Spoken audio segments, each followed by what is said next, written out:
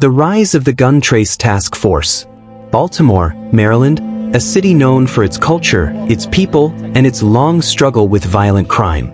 But in 2017, the United States would learn about one of the most shocking law enforcement scandals in modern history, a scandal involving the very officers sworn to protect the city. The Gun Trace Task Force, an elite Baltimore police unit created to fight gun violence, was exposed for running a criminal enterprise from inside the department. Officers were charged with robbing citizens, stealing hundreds of thousands of dollars in cash, planting evidence, selling drugs they had seized, conducting illegal raids, falsifying reports, extorting civilians, and collaborating with drug traffickers. This wasn't a mistake.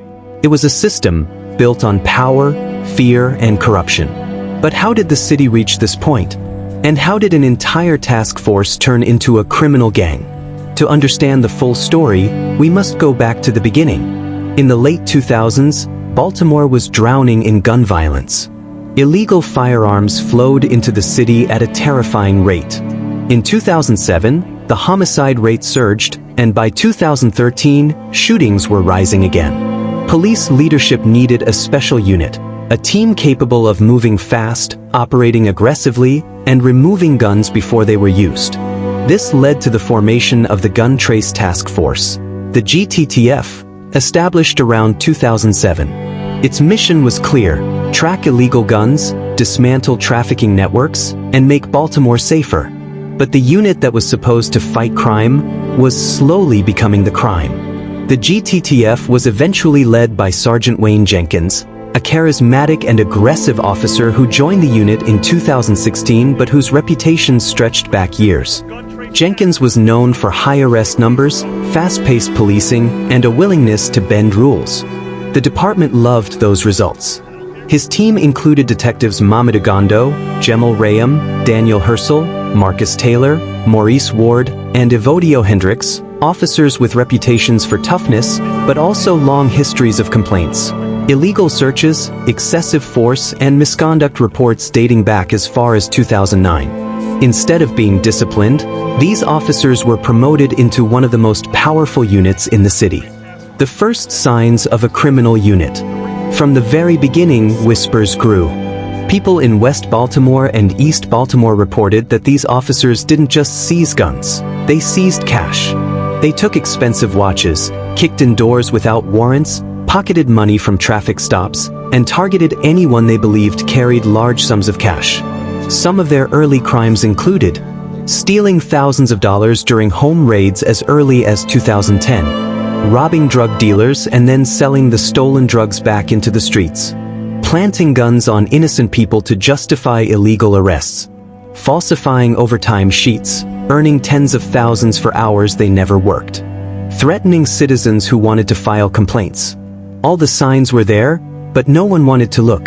By 2013, the Gun Trace Task Force operated almost completely unchecked. They worked in plain clothes, used unmarked vehicles, and didn't wear body cameras.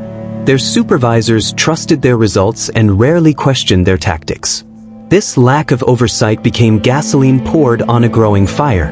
Jenkins and his men learned that the department needed numbers, high arrest counts, and large gun seizures. And as long as the statistics looked good, nobody cared how they got them. So the officers went further. They conducted illegal traffic stops, chased suspects without cause, and stole money from anyone they believed wouldn't report it. Baltimore had given them power, and they were using it to build their own empire. Then came April 12, 2015, the day everything changed for Baltimore. Freddie Gray Jr., a 25-year-old African-American man from West Baltimore, was chased and arrested by police for making eye contact and running. He was placed in a police van, handcuffed, and left unrestrained. During the ride, Gray suffered a severe spinal cord injury. He fell into a coma and died on April 19, 2015. His death sparked national outrage. Protests filled the streets.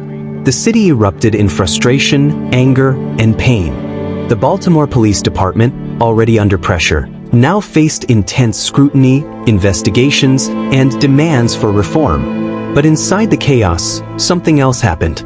The Gun Trace Task Force took advantage of the distraction. With the city focused on protests and political turmoil, GTTF members committed even bolder crimes, believing no one was watching.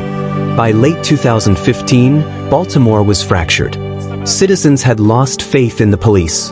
The department struggled to regain control.